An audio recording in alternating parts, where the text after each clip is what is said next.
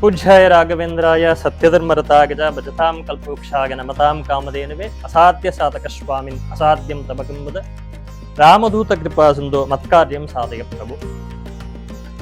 எனது அனைத்து ஜோதிட குருமார்களையுமே இந்த நேரத்திலே வணங்கி நம்ம பயன்பெறலாம். வேல்மாறல் அப்படிங்கிறது சுமார் 65 செய்யுளை கொண்டதாக இருக்கு. மாற்றி மாற்றி வரக்கூடியதாக சம்புடீகரணம்னு சொல்லுவாங்க. முதல்ல ரெண்டாவது திரும்பி முதல் அப்படின்னு மாற்றி மாற்றி வரக்கூடியதாக இந்த வேல்மாறல் அமைந்திருக்கு. அத்தனையே என்னால் முடியாதுங்க.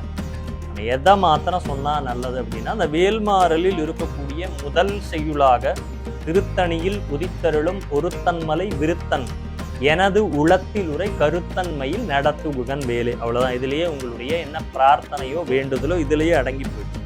திருத்தணியிலேயே உதித்து அருளி செய்து கொண்டிருக்கக்கூடிய முருகப்பெருமான் விருத்தன் அப்படின்னா மிகவும் வயதானவன் அர்த்தல்ல, மிகவும் ஞானம் மிகுந்தவனாக இருக்கக்கூடிய விருத்தன் எனது உளத்தில் உரை ஞானம் உள்ளவனாக இருக்கக்கூடிய இந்த முருகப்பெருமானவன் அவன் எனது உளத்தில்னா என்னோட மனதில் இருக்கக்கூடிய உரை கருத்தன், என்னுடைய ஆசைகள், என்னுடைய வேண்டுதல்கள், என்னுடைய கருத்துக்கள் அப்படின்னு கருத்தன் மயில் நடத்துகுகன் வேலே.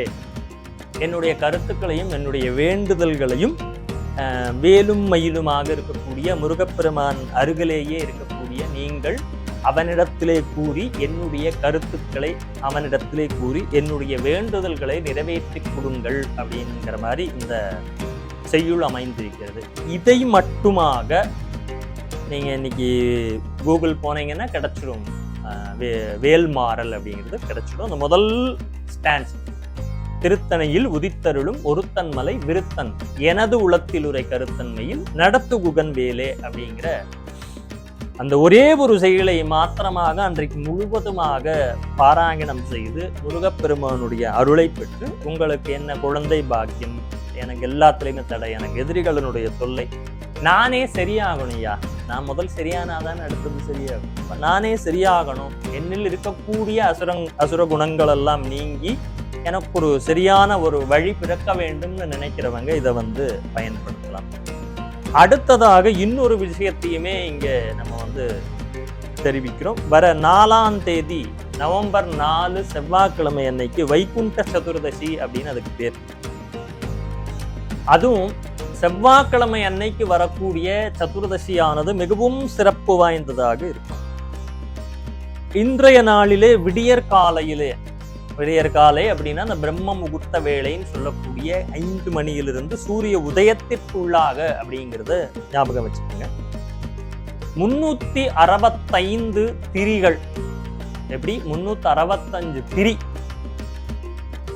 இது கொண்டு ஒரு தீபம் ஏற்ற வேண்டும். எதற்காக ஏற்ற வேண்டும், என்ன அதுல சிறப்பு அப்படின்னா, நமக்கு வாழ்க்கையிலே அபமிருத்யு அப்படின்னு சொல்றாங்க, விபத்துக்கள், திடீரென்ற நிகழ்வுகளை தான் விபத்திருக்கும். திடீர்னு ஒரு நம்மளுடைய பொருளாதார நிலை கீழ் செல்வது, திடீரென்று ஆரோக்கியத்திலே குறைபாடுகள் வருவது, திடீர் வேலை சம்பந்தப்பட்ட விஷயங்கள் ஒரு இறக்கமான ஒரு நிலை, வியாபாரத்திலே ஒரு திடீர் வீழ்ச்சி, மனோநிலை ரீதியாக வீழ்ச்சி, ஆரோக்கிய நிதியாக வீழ்ச்சி, எப்ப பார்த்தாலும் ஒரு விபத்துகள் நடந்து கொண்டே இருப்பது அப்படிங்கிற அபமிருத்யு அப்படின்னா, மிருத்யு அப்படின்னா என்ன, கண்டங்கள் விபத்துகள்னு அர்த்தம்.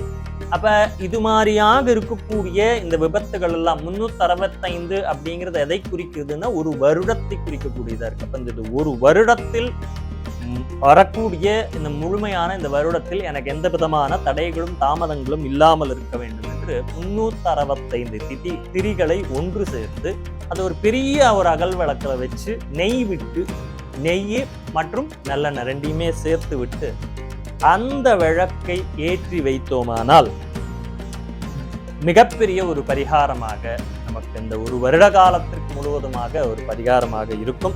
இது வைகுண்ட சதுர்தசின்னு அன்றைய தினத்திலே நீங்கள் இதை செய்ய ஒரு சிறப்பானதொரு நன்மையான விஷயங்கள் கிடைக்கும். பயன்படுத்தி பயன்பெறுங்கள்.